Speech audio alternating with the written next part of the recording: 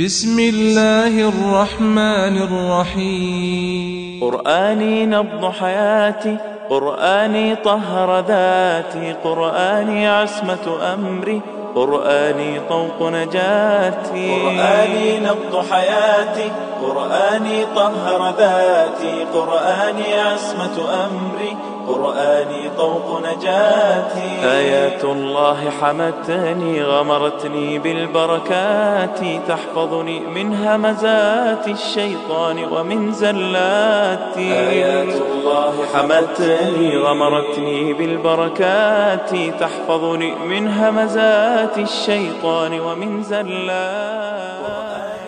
أعوذ بالله من الشيطان الرجيم. بسم الله الرحمن الرحيم. الحمد لله رب العالمين. Wabihi nasta'in. Wa sallallahu ala sayyidina Muhammadin wa ala alihi thayyibin at-tahirin wa ashabil mayamin al-muntajabin.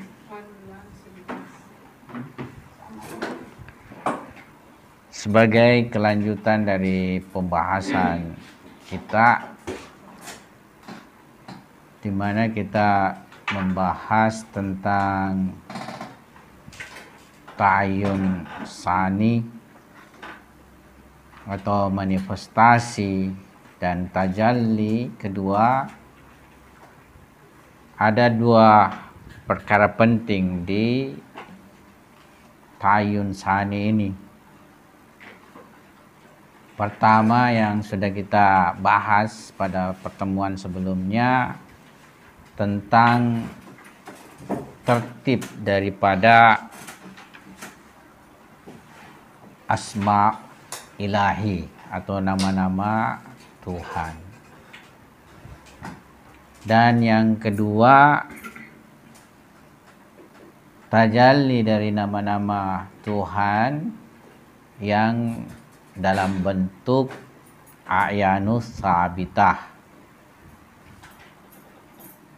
A'yanus sabitah kalau diterjemahkan, kadang diterjemahkan entitas-entitas tetap atau mawjud-mawjud,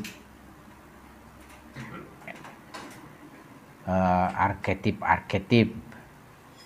Ya, ini biasa diterjemahkan a'yanus sabitah. Tapi pada dasarnya, sederhananya a'yanus sabitah ini tiada lain adalah mahiyah dari segala sesuatu.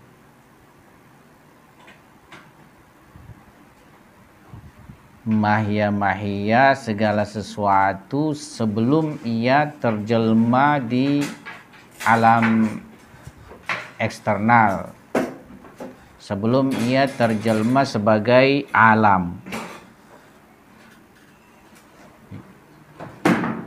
Ya, alam sendiri tentunya sebagaimana kita ketahui terdiri daripada mawjud-mawjud non materi dan mawjud-mawjud materi. Jadi alam ada yang disebut juga makrokosmos dan ada mikrokosmos. Mikrokosmos adalah manusia dalam hal ini, dan makrokosmos selain manusia, yakni keseluruhan alam.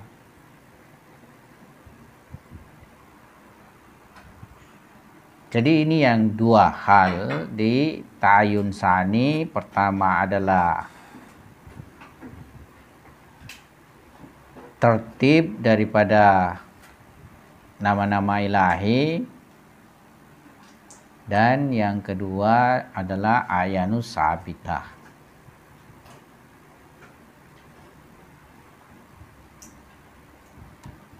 Nah, a'yanus sabitah merupakan mazhar-mazhar nama-nama ilahi, yakni tatkala hak subhanahu wa ta'ala mendapatkan penampakan atau penjelmaan di kalbu nama-nama yang beragam dan tak terbatas, maka ia mendapatkan determinasi dan ia mendapatkan apa istilahnya ya, penjelmaan-penjelmaan yang disebut dengan ayanus sabitah.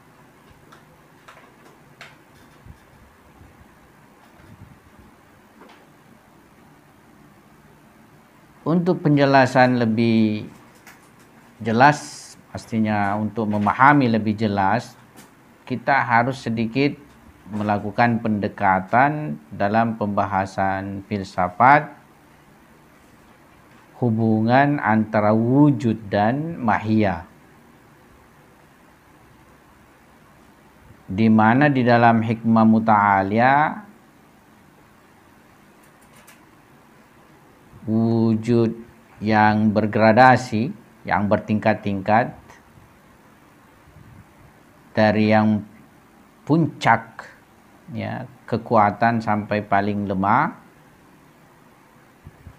Dari aspek inilah muncul keragaman daripada wujud-wujud.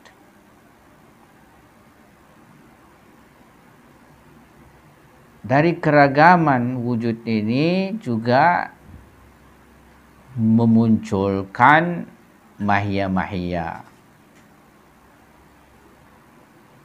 Jadi di dalam kebertingkatan wujud-wujud, jadi wujud ini kan kalau kita ini manusia. Nah, di samping ada pengertian manusia pada diri kita, ada juga wujud kita. Ya. Jadi wujud kita ini yakni realitas diri kita, tapi kita istilahnya disebut sebagai manusia, di mana secara kewujudan ya semua yang punya realitas di luar ini ya mempunyai kewujudan, tapi kewujudan batu, kewujudan pohon, kewujudan manusia, perbedaannya dari aspek kuat dan lemahnya dari segi kewujudan. Dalam tinjauan filsafat ya kewujudan batu itu lebih lemah daripada kewujudan tumbuhan. Kewujudan tumbuhan lebih lemah daripada kewujudan hewan. Jadi dari sisi kewujudan semuanya menolak ketiadaan. Jadi mempunyai kesamaan dari segi kewujudan, menolak ketiadaan. Dari segi kewujudan terdapat perbedaan, tapi perbedaannya tidak di luar daripada wujud itu sendiri. Ya, dari dimensi kewujudannya dia sama, dan dari dimensi kewujudannya juga dia berbeda dari segi itu tadi. Ya, kuat dan lemah. Nah, di samping dari dimensi kewujudan, ya terdapat juga dimensi lain yang disebut dengan mahiyah, esensi. Yakni kalau kita bertanya terhadap sesuatu itu, misalnya kita bertanya apa iya, maka kita menjawab sesuai dengan hakikatnya, sesuai dengan mahiyahnya atau esensinya. Misalnya kalau kita bertanya terhadap kita ini semua, apa mereka itu, apa ia itu, ya kita menjawab manusia. Ya, inilah yang disebut mahiyah manusia. Kalau kita bertanya misalnya tentang di luar yang mana ya kita lihat mempunyai kehijau-hijauan dan dedaunan, apa ia itu, ya kita jawab pohon, apa tumbuhan. Ya, jadi jawaban terhadap keapaan itu disebut dengan mahiyah. Jadi dari sesuatu itu kita bisa dapatkan dua konsepsi universal. Satu kewujudan, satu kemahiyahan. Ya. Nah, pengertian ini juga kita terapkan hubungan dua sisi antara nama-nama ilahiyah dengan a'yanu sabita. Sebab nama-nama yang terjemahkan oleh hasrat hak subhanahu wa ta'ala itu juga terdapat bertingkat-tingkatan. Sebagaimana kita singgung pertemuan sebelumnya. Terdapat kebergradasian. Ya. Terdapat istilahnya nama yang paling kuat.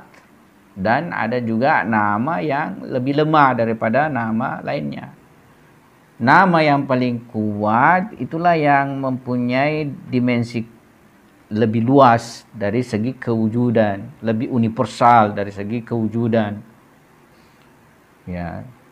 Dan silsilah menurunnya nama-nama dari nama-nama yang istilahnya universal ke nama-nama yang partikular. Dari dimensi nama-nama universal seperti yang misalnya kita dapati dalam ayat-ayat suci Al-Quran atau di dalam apa istilahnya itu ada biasa nama-nama yang disebut Asmaul Husna. Nah, ini adalah nama-nama universal seperti Allah, Ar-Rahman, Ar-Rahim, Al-Malik, Al-Qudus, As-Salam, Al-Mu'mini, Al-Mu'min, Al-Muhaimin, Al-Aziz, Al-Jabbar, ya, Al-Mutakabbir, Al-Ghaffar. Ya, ini nama-nama universal. Dari nama-nama universal ini yang juga sudah kita singgung, nanti terjadi nikah nama-nama. Nah, hasil daripada nikah nama-nama inilah memunculkan nama-nama partikular. Ya, seperti itu yang pernah kita bahas. Jadi nama-nama ilahi juga sebagaimana dalam pandangan filsafat mempunyai wujud, mempunyai kebertingkatan. Jadi perbedaannya itu di dalam filsafat dengan irfan. Kalau filsafat karena wujud itu dalam ketunggalannya yang bertingkat-tingkat, jadi tetap terdapat hakikat kejamakan di dalam wujud. Tetapi kalau di dalam irfan dikarenakan tidak terdapat kehakikatan di dalam wujud, tapi pada wujud itu hakikatnya adalah tunggal, ya, bukan tunggal bergradasi. Kalau tunggal bergradasi ini adalah pandangan hikmah mutaliyah, tapi dia tunggal individual. Nah, karena pandangannya tunggal individual, maka untuk memahami realitas kejamakan ini, ya, dia punya istilahnya kanal adalah tentang nama-nama ilahi. Manifestasi daripada wujud tunggal ini. Jadi manifestasi daripada wujud tunggal ini dengan keragaman nama-nama, ya. Keragaman nama-nama. Ingat, nama itu di dalam irfan tiada lain adalah zat dengan suatu sifat tertentu. Jadi misalnya nama Ar-Rahman berarti itu ia adalah zat dengan sifat rahmat, ya, seperti itu. Jadi seperti misalnya Ar-Razzaq, ya, zat dengan sifat kepemberian rezeki. Jadi nama-nama inilah yang mempunyai peran di dalam memunculkan kejamakan dalam sistem ontologi irfan. Ya.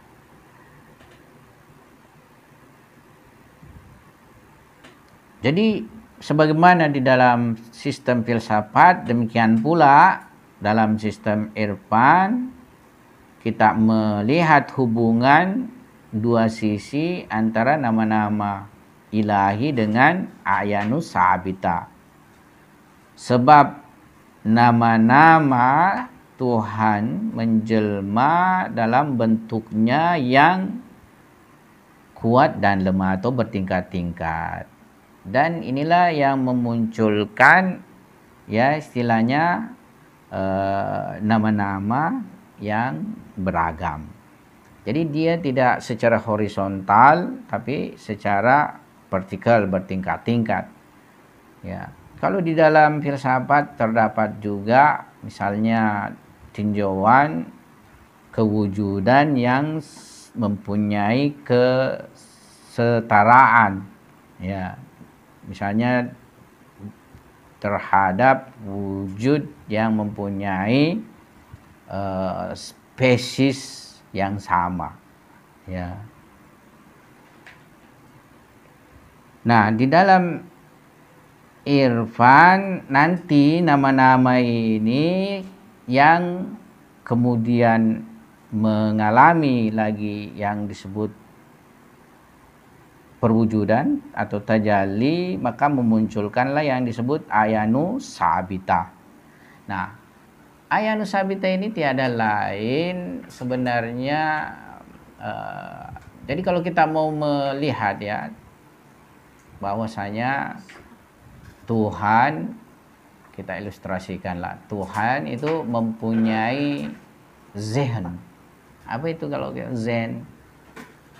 Yang seperti misalnya di dalam diri kita itu ada benak, ya, ada benak, ya, di mana pada benak kita ini memunculkan ya berbagai gambaran-gambaran, berbagai konsepsi-konsepsi. Maka terjelmalah misalnya konsepsi-konsepsi alam yang alam realitas eksternal. Bedanya kita itu infial istilahnya. Infial itu artinya kita menerima dari luar kemudian tercetak di alam benak kita. Yakni infial itu arti reaksi. Kalau kita reaksi, yakni misalnya melihat pohon, ya kemudian tercetaklah pohon di dalam benak kita.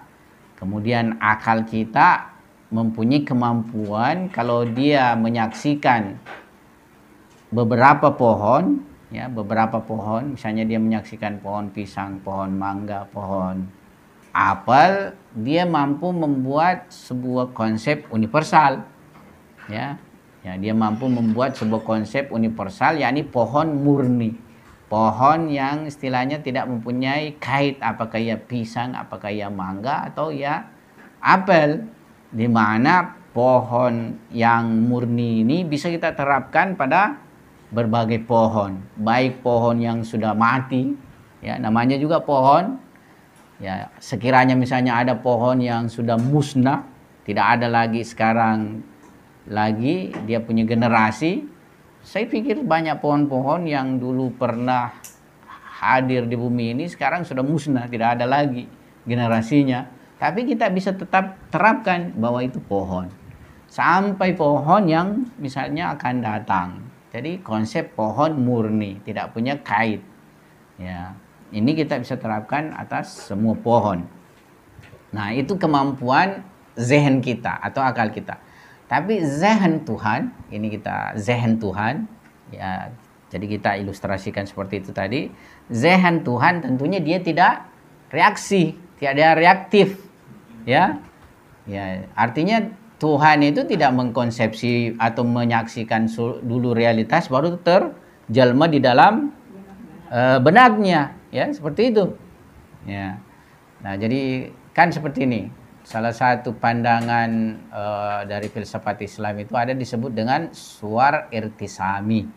Itu pandangan dari filsafat peripatetik, di mana sebagian memandang konsep filsafat peripatetik ini seperti yang kita maksudkan tadi manusia itu, suara irtisomi itu, yakni gambar-gambaran yang tercetak itu di dalam benak kita. Seperti itu dipandang kepada Tuhan menurut filosof peripatetik, dinisbahkan, ya. Tapi pada hakikatnya kalau kita mau istilahnya mengarahkan pandangan peripatetik yang benar, bukan seperti itu. Karena Tuhan tidak kena, artinya dia tidak reaktif, tapi dia yang aktif, ya. Tuhanlah yang fi'li istilahnya. Tuhan yang sebelum segala sesuatu ada semua di dalam zihnnya Tuhan, ya. Kan Tuhan tidak bertambah dia punya pengetahuan, tidak berproses penambahan terhadap pengetahuannya. Jadi segala sesuatu itu sudah ada di dalam zihn Tuhan. Segala sesuatu sudah ada hakikatnya, sudah ada mahiyahnya. Ya, kita juga kalau misalnya memaksudkan mahiyah itu adalah yang bentuk universal. Tapi kalau mahiyah sesuatu itu pada sisi Tuhan, ya, dari dimensi universal sampai yang partikulernya, sampai segala sesuatu sekecil-kecilnya tidak ada yang, ya, tiada di zihn Tuhan. Ya. Nah, jadi ayanus sabita inilah yang kita maksudkan, gambaran-gambaran, ide-ide, segala sesuatu itu sebelum terjelma di luar.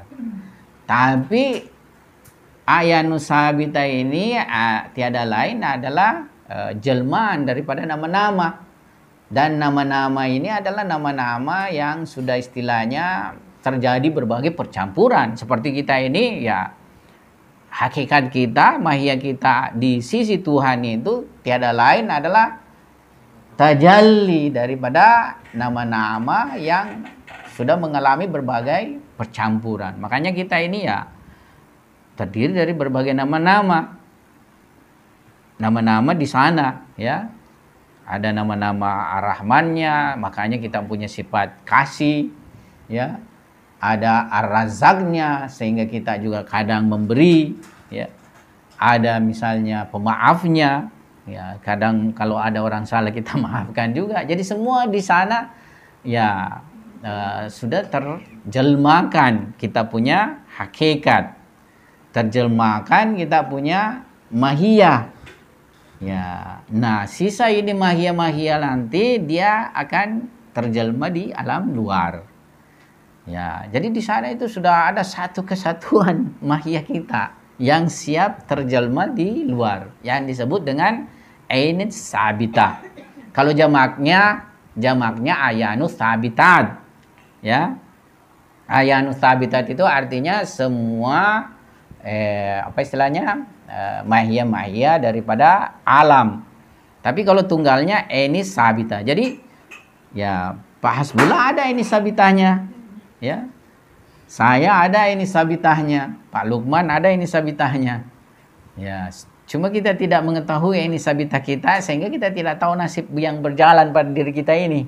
Sampai akhir hidup manusia itu. Sampai akhir hidup manusia tidak ada lagi yang istilahnya terbuat, karena kalau seperti itu berarti ada kekurangan dulu, baru terproses, baru mendapatkan bentuk. Sementara pada zihn Tuhan itu sudah penuh, tak terbatas, ya, dari awal hingga akhir sudah ada semua, tidak ada proses pada Tuhan. Karena apa yang proses berarti dia kurang, ya. Apa yang proses berarti kurang. Seperti kita ini, ya, seperti kita ini. Tadinya kita misalnya tidak tahu kalau Pak Lukman datang di sini, kan? Datang di sini. Kita tadi tidak tahu Pak Lukman datang di sini. Baru kita datang di sini, ada Pak Lukman. Berarti baru ilmu kita muncul terhadap kenyataan. Ya. Tapi kalau Tuhan kan tidak seperti itu. Kalau seperti itu berarti kurang ilmu Tuhan. Ya. Jadi segala sesuatu ada semua di situ. Sisa dia ditayangkan di alam dunia ini. Kalau kita hubungkan dengan yang sabita dengan koda itu bagaimana, Ustaz? Maksudnya apakah memang pasti itu pertanyaan ke sana, tapi tenang saya dulu, ya, kita bahas, ya. Jadi itu akan pasti muncul pertanyaan, tapi kita pahami dulu, ya, sistem pandangan daripada irfan ini. Nah, seperti nama Allah yang mempunyai penampakan dari segi apa istilahnya yang sangat kuat, ya. Jadi nama Allah itu dialah yang dari dimensi nama-nama paling kuatnya nama-nama, ya. Nah, tentu dia juga mempunyai jelmaan ayanu sabita yang paling kuatnya. Ya, jelmaan ayanu sabitanya ini ya, Allah ini. Ya. Di manifestasi kedua itu. Ya, dan tiada lain manifestasi kedua itu adalah wilayah ilmi Tuhan. Makanya kadang dia disebut dengan hasrat ilmiah. Disebut dengan hasrat ilmiah. Nah, jelmaan daripada nama Allah di manifestasi kedua ini dalam bentuk aini sabita, ya itulah dia insan kamil. Ya, jadi jelmaan nama Allah ini dalam bentuk ain sabita, itulah insan kamil. Jadi Allah, jelmaan Allah itu atau tajallinya Allah itu tiada lain adalah ini sabit insan kamil. Nah, demikianlah secara berurut nama-nama lain ya sampai tak terbatas. Ya, melazimkan kemunculan tak terbatas daripada ayanu sabitah di manifestasi kedua atau di ta'ayun kedua ini. Jadi semuanya terjadi. Jadi misalnya siapa yang akan terjelma di alam eksternal ini sebagai insan kamil, di aini sabitahnya itu sudah memang insan kamil. Ya. Kalau kita mau istilahnya luaskan, siapa yang akan terjelma kafir di ya alam eksternal ini, ya ini sabitahnya sana memang juga sudah ya terjelma kafir. Ya. Disinilah istilahnya kita nanti menghukumi berarti semuanya serba jabariyah. Ya, istilahnya tidak ada lagi pilihan. Tidak ada lagi ikhtiar. Ya, tidak ada ikhtiar. Semuanya terjalani apa yang sudah tertetapkan di ayanus sabita itu. Ya.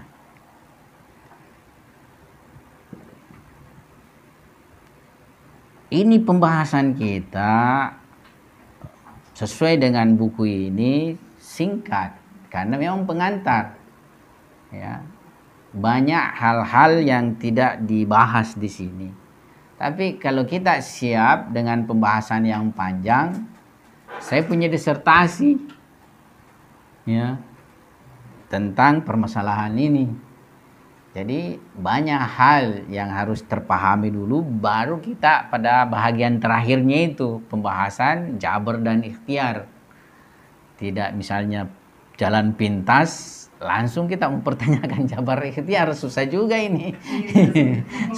susah juga itu ya. Karena ada juga nanti itu pembahasan, ada istilahnya tabi'il ma'lum. Jadi ilmu itu sendiri mengikut pada yang ma'lum, diketahui. Ya. Jadi apa yang diilmui pada hakikatnya sesuai dengan yang apa yang menjadi ilmu sesuai dengan yang di luar diilmui itu. Ada pembahasan seperti itu yang secara bertahap harus kita bahas. Ada seperti itu. Banyak rangkaian pembahasannya. Banyak. Tapi kalau di sini simpel saja. Dan di sini sebagai pengantar saja. Jadi istilahnya boleh jadi orang tetap akan mempertanyakan berbagai pertanyaan. Ya. Justru kalau kita nanti pahami lebih ini, kita justru mengatakan tahfidz. Ya. Terbalik. Sebab tidak ada yang terjelma di alam eksternal ini kecuali sesuai dengan permintaan sesuatu itu sendiri. Sesuai dengan tuntutan sesuatu itu sendiri. Ya. Jadi misalnya batu itu tidak terjelma di alam eksternal sebagai batu kecuali bahwa ya memang meminta dirinya jadi batu. Ya. Kita juga manusia, ya. Tidak ada yang terjelma sebagai manusia kecuali bahwa kita sendiri memang minta diri kita sebagai manusia. Demikian pula dengan berbagai hal yang melingkupi diri kita sebagai manusia, apakah beriman, kafir, masuk neraka nantinya, masuk surga nantinya. Iya. Di sini memang persoalan sangat berat. Harus pikir sabar. Lebih berat, paling beratnya semua pembahasan masalah ketuhanan. Jadi semua pembahasan masalah ketuhanan yang paling berat itu persoalan jabar dan ikhtiar.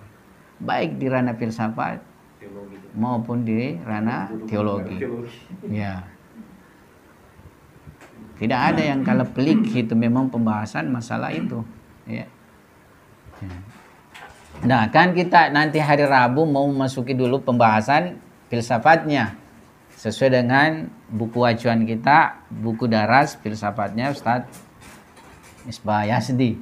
Coba kita lihat bagaimana. Tapi kalau misalnya mereka kan seperti kaum teologi, itu kan tidak sampai ke sana membahas masalah nama-nama Tuhan, ya, dan ayat nusabita, dia mudah saja begini. Enggak. Jadi, dan ini pandangan juga teologi Syiah. Kalau teologi Mu'tazilah dan teologi Jabariyah itu sudah terpisah secara ekstrim. Satu menganut tafwid, bahwasanya manusia itu semua perbuatannya dalam bentuk ikhtiari, ya, sehingga bisa dia dinilai. Karena kalau dia tidak dalam bentuk ikhtiari perbuatan manusia, maka bertentangan dengan keadilan ilahi, kan begitu kalau Mu'tazilah. Jadi misalnya kalau perbuatan kita ini dipengaruhi oleh keinginan Tuhan atau irada Tuhan atau perbuatan Tuhan, ya, ini bertentangan dengan keadilan ilahi. Kalau misalnya kita nanti ada yang diazab, ada yang masuk neraka dan lain sebagainya, ini bertentangan dengan keadilan ilahi. Jabariyah, ya, kalau kita istilahnya ikhtiar, ya, atau mempunyai kebebasan secara mutlak dalam perbuatan, berarti ini menyalahi ketauhidan perbuatan. Ketauhidan perbuatan artinya muncul perbuatan di mana tidak bersandar pada perbuatan Tuhan. Jadi terjadi, ya, istilahnya keindependenan perbuatan-perbuatan, ya, yang mana ini menyalahi tauhid af'al, tauhid perbuatan. Tauhid perbuatan kan harus tauhid perbuatan, satu perbuatan, ya. Tauhid perbuatan dalam kejemakannya ini harus kembali kepada suatu pusat perbuatan istilahnya. Nah, kalau tauhid perbuatan, ya, ini menyalahi. Nah, teologi Syiah sesuai dengan penjelasan atau sesuai dengan ajaran daripada para maksumin, yaitu tadi amrun bainal amrain, perkara di antara dua perkara. Perkara di antara dua perkara itu artinya dia tidak pada Jabariyah, dia juga tidak pada tafwid, tapi dia menerima keduanya, yakni Tuhan mempunyai perbuatan, ya, dan manusia punya perbuatan, tapi perbuatan manusia tidak independen, tidak di luar daripada lingkup perbuatan Tuhan. Tapi tidak horizontal juga, ya, tapi vertikal, yakni perbuatan-perbuatan manusia berada di bawah keperbuatan Tuhan. Nah, bagaimana kemudian di sini dia meletakkan aspek ikhtiarnya, ya, ikhtiar manusia, bahwa memang dari dimensi kewujudan manusia tiada lain, dia adalah wujud berikhtiar. Jadi dibawa ke pengaruhan perbuatan Tuhan, tapi dia melakukannya secara ikhtiar. Jadi perbuatan ikhtiarnya juga itu tidak keluar daripada keirada Tuhan. Ya, jadi Tuhan yang memberikan kekuatan pada manusia dalam melakukan perbuatan dengan ikhtiar, ya, tapi tidak keluar daripada ruang lingkup perbuatan Tuhan. Ya. Jadi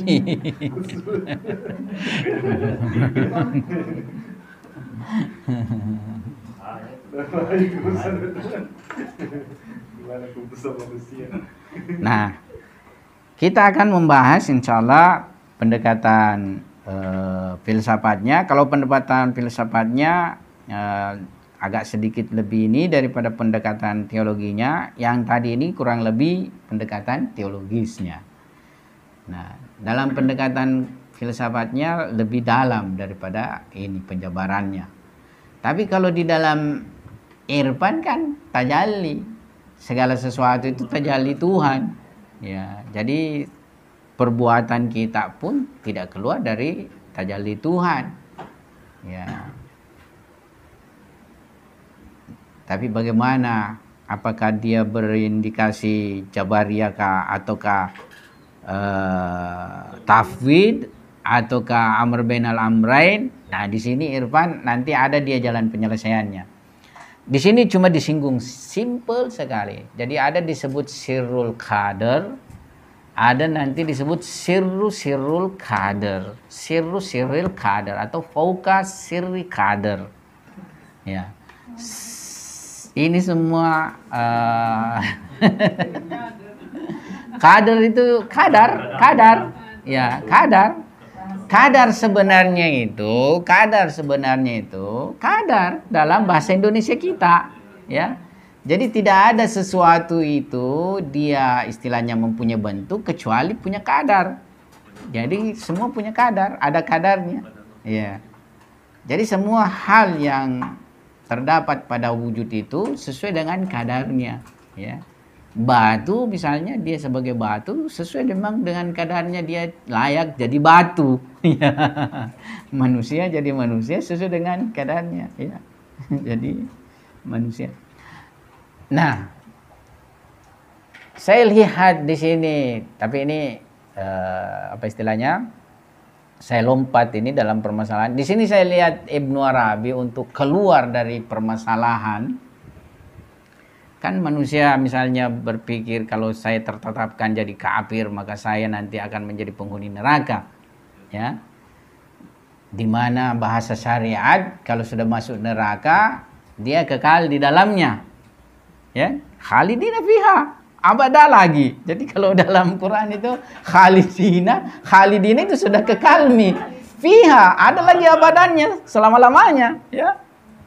Jadi di sini baik filosof maupun urapa dalam perspektif bahwa terdapat, ya, manusia yang masuk neraka dan kekal di dalamnya itu tidak terjadi perbedaan, ya. Yang terjadi perbedaan antara seperti pemikir mula sadra, ya, mula sadra dan kemudian sebagian yang mengikutinya.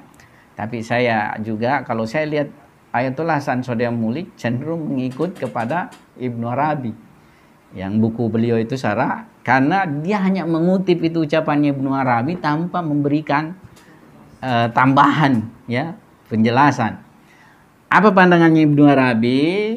Jadi penghuni neraka nanti itu, ya, ketika dia sudah lama terasap di situ, mungkin sesuai dengan berbagai perbuatannya, dia memang tidak keluar. Tapi kenikmatannya berbeda. Ya, itu ya. Jadi nanti dia merasa nikmat juga. Nah, ini yang bahaya. Di sini jangan disampaikan di luar. Ini bahayanya apa? Kalau begitu biar kita berdosa dulu kan nanti juga pada akhirnya setelah kita disiksa, ya, setelah kita disiksa kan nikmat juga. Ini bahayanya di sini nih. Pandangannya Ibnu Arabi. Jadi ini sebagian tidak boleh diungkap sama orang karena nanti orang berani berbuat jahat pikirannya toh. Kenapa kalau di sana nanti ya biar saya disiksa, saya rela disiksa dulu. Saya jadi ateis kah, jadi kafir kah, jadi penjahat kah, jadi apa? Ya biar nih, ya biar misalnya yang penting di dunia ini saya biar nanti saya disiksa dengan pandangannya Ibnu Arabi kan nanti saya dapat nikmat juga. Nah, kalau pandangan mula sadra kekal di dalam neraka tidak hilang sama sekali sakitnya, ya. Tidak hilang sama sekali sakitnya, apalagi berubah menjadi nikmat, tidak. Ya, tetap ada sakit. Tapi sebagaimana orang kalau itu sakit selalu dirasakan sakitnya, merasa kebal atau berkurang sakitnya.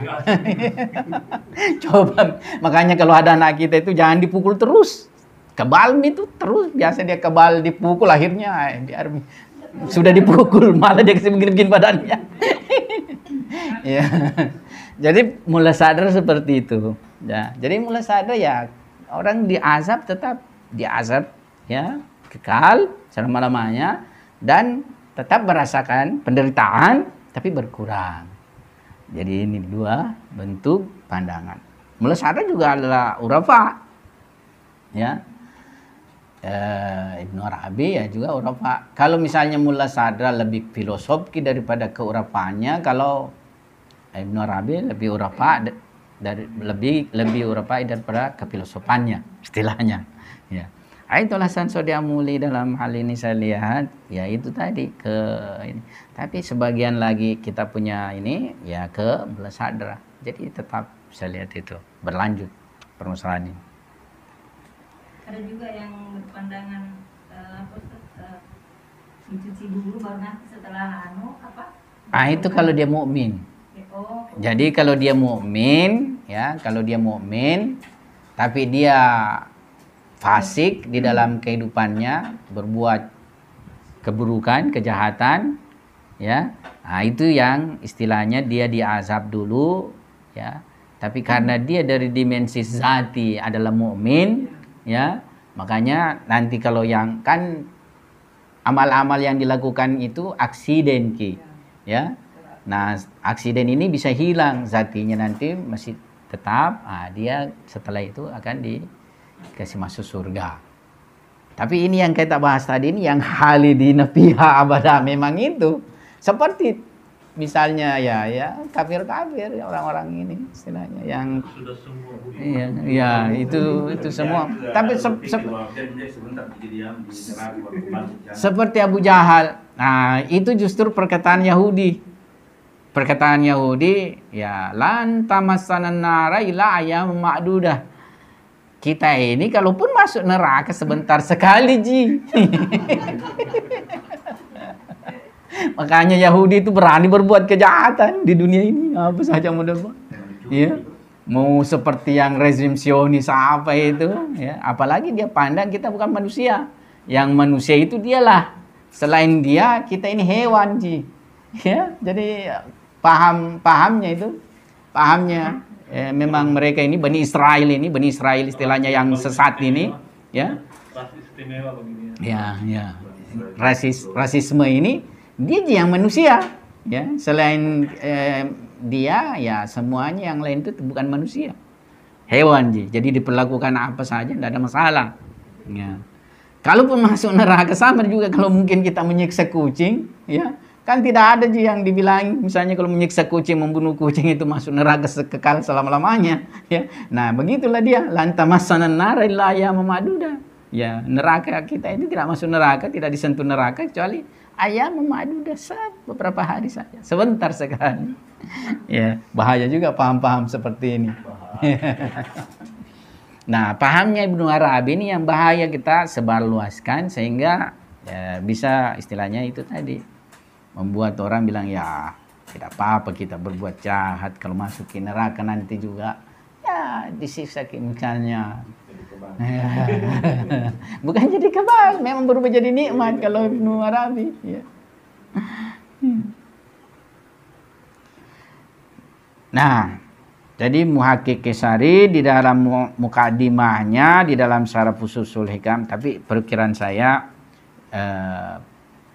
sakitnya neraka itu kalau digambarkan sedemikian tak terrasakan, tak terhinggakan, ya mungkin sedetik saja sebenarnya ya membuat bagaimana kita ya istilahnya. Ya, mati saja itu proses mati saja itu digambarkan bagi misalnya ruh-ruh tertentu yang banyak dosanya tidak mau melepaskan dirinya dari raga. Digambarkan seperti misalnya pohon penuh berduri-duri itu ya dicabut secara keras dari badan kita ya. Jadi begitulah ruhnya dicabut dari badannya ya, jadi demikian ngerinya sebenarnya daripada ini semua ya.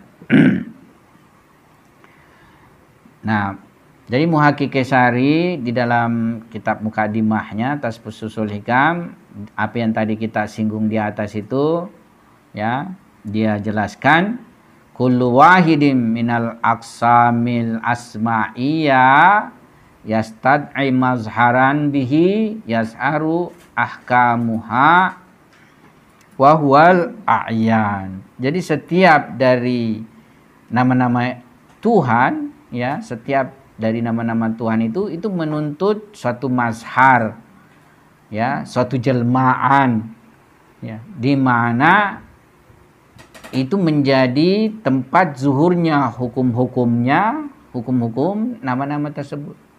Jadi misalnya nama Ar-Razzaqnya Tuhan, ya dia menuntut mazhar, tempat jelmaan sehingga terrealisasilah ya kepemberian rezeki itu. Ya, seperti itu. Makanya ada yang bilang juga di dunia ini tidak mungkin tidak ada yang melakukan dosa. Ya. Karena kalau tidak ada melakukan dosa, tidak ada mazharnya Al-Ghaffarnya Tuhan. Ya. Yang mengampuni, tidak ada orang minta ampun. Ya, jadi ya, kalaupun istilahnya semua manusia sadar, harus ada yang tercetak jadi pendosa supaya mazhar nama Ghaffarnya Tuhan juga itu mempunyai ya realitas terjelma. Ya, seperti itu. Bagaimana begitu, Ustaz? Apanya? Bagaimana itu anunya konsepnya seperti itu? Misalnya al-mudil tidak akan terjelma ketika misalnya memang tidak ada orang-orang yang berbuat dosa. Ya, seperti inilah. Jadi nama-nama yang saling berhadapan Tuhan seperti Al-Mudil, ya, Al-Hadi, memang dia berperang ini, bertarung nama-nama ini untuk juga menjelmakan ya atau mendapatkan mazhar di alam luar ini. Jadi ya istilahnya apa ya, terjadi perlawanan di antara dua bentuk nama ini. Dan memang ya seperti itulah realitas apa istilahnya, realitas daripada alam ini, karena nama-nama ilahi juga seperti itu ya. Nama-nama ilahi juga demikian, yakni terjadi di antara satu dengan yang lain perlawanan, maka di alam ini juga terdapat jelmaan yang saling berlawanan. Dan inilah sistem yang ahsan. Nah, di sini nanti istilahnya ada di dalam filsafat itu bahwa kita tidak bisa lagi mengkonsepsikan sistem lebih sempurna daripada yang ada sekarang ini. Ya. Karena Tuhan maha sempurna dan niscaya yang dia buatnya itu yang paling sempurna. Jadi sistem inilah yang paling ahsan. Jadi kita tidak bisa membayangkan misalnya bahwa alangkah sempurnanya itu alam sekiranya orang jadi baik semua. Ya kan begitu. Ya, jadi baik semua. Jadi ada contoh, ada kisah.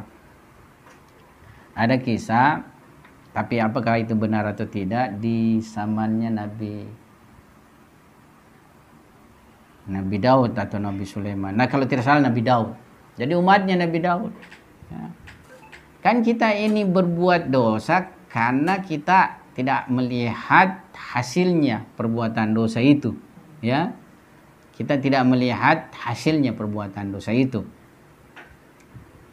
Nah, di zaman Nabi Daud, umat Nabi Daud bilang, kita ini tidak berbuat dosa. Kita ini tidak istilahnya, kita ini berbuat dosa karena kita ini tidak melihat bahayanya berbuat dosa. Coba kalau Tuhan misalnya ya menampakkan realitas-realitas ini semua, ya kita semua menjadi orang baik. Ya, kita semua ini menjadi orang baik. Nah, menurut kisah itu akhirnya mereka diberikan kemampuan melihat kenyataan, ya. Jadi kebaikannya dinampakkan, demikian pula keburukannya. Tapi apa hasilnya? Semua orang ada di rumahnya sibuk semua berbuat ibadah. Ya. sibuk berbuat ibadah, tidak ada orang mau masuk dapur masak, tidak ada orang mau pergi ke sawah bertani, tidak ada orang mau pergi ke pasar menjual. Jadi libur kehidupan. Ya. Ya, semua beribadah saja, semua salat saja, semua ini. Ya. Masuk Pak Iqbal. Ya, jadi seperti itu kenyataannya, bahwasanya inilah sistem yang paling baik. Kemudian ya tentu Tuhan juga harus mencipta sama semua di antara kita. Tidak ada lagi yang akan mencapai puncak karena tidak ada diuji. Tidak ada diuji berarti tidak ada lagi istilahnya mendapatkan ya derajat yang unggul, ya satu dengan yang lain diberikan predikat yang lebih unggul karena sama semua. Ya. Jadi kalau ada perlawanan, ada pergesekan, kalau istilahnya kita kan, istilahnya ya, itu tidak akan kita dapatkan batu permata yang berkualitas kecuali digosok dulu. Ya. Jadi dengan adanya sistem yang berlawanan ini, ya adalah yang disebut insan kamil, adalah yang disebut para siddiqin, para syuhada, para sholihin, ya. Kalau tidak ada ya sama semua.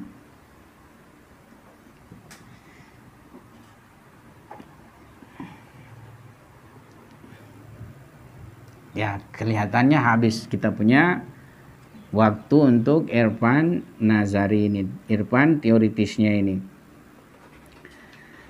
Nah, sebagai pembahasan terakhir di sini ada yang disebut permintaan dan tuntutan daripada ayanus sabitah. Ya. Jadi setiap daripada ayanus sabitah itu di dalam hasrat ilm atau di dalam ilmu hasrat hak subhanahu wa ta'ala mempunyai atau ia merupakan zat-zat daripada segala sesuatu. Dia merupakan hakikat segala sesuatu. Dan mereka itu mempunyai tuntutan-tuntutan berdasarkan zatnya. Seperti ain sabit, ya, ain sabit daripada batu, ya. Tiada lain itu adalah keniscayaan daripada keseluruhan kekhususan yang terdapat pada kebatuan, ya, dan tiada lain menjadi tuntutannya, ya, dan ia tidak menuntut lebih serta kurang daripada itu. Jadi segala sesuatu itu dia mempunyai hakikat. Dan ini disebut tadi ain sabita, di mana tiada lain ini adalah keseluruhan dari perkara kekhususannya sebagai hasil daripada permintaannya, sebagai hasil daripada tuntutannya. Ya. Ya. Dan tuntutan pada dasarnya itu sesuai dengan potensi-potensi pada dirinya. Jadi demikian pula, ya, ain sabit daripada tumbuhan, hewan atau manusia atau apa yang lainnya. Sebagaimana di dalam zat mereka ini, ya,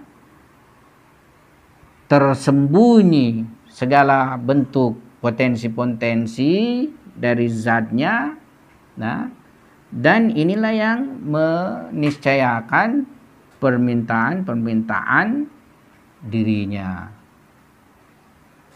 Nah, permintaan zati ini, misalnya begini kan, kita ini tidak istilahnya melacak dari paling aslinya, tapi sperma, ya, sperma tentu permintaan zatinya manusia, ya, sama dengan biji gandum, permintaan zatinya adalah menjadi pohon gandum, ya. Jadi semuanya itu sesuai dengan zatinya dia minta, Ya, dia minta.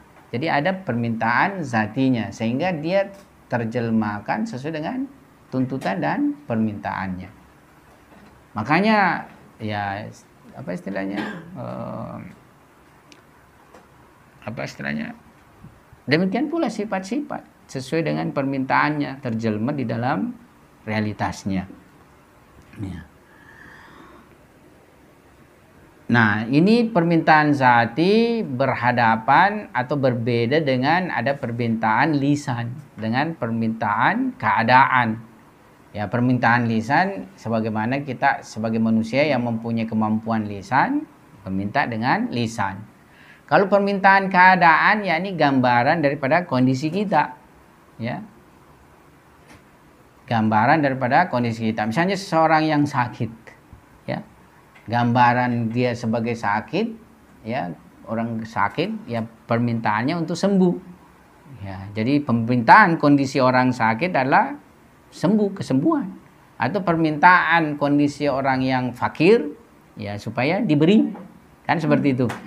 Ya, jadi kalau di sini tinjauannya ada tiga bentuk permintaan. Ada yang disebut dengan permintaan zati, permintaan lisan, dan permintaan kondisi. Permintaan lisan dan kondisi ya itu sudah dalam realitas eksternal ini. Tapi ini permintaan saat ini sejak ya di ayan sabita sudah terjadi permintaan zatinya.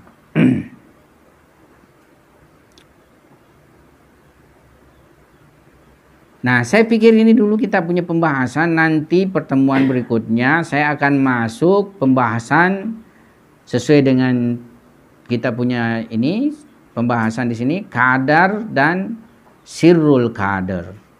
Jadi kadar yakni Tuhan memberikan kadar segala sesuatu dan sirrul kadar yakni rahasia kadar. Ya.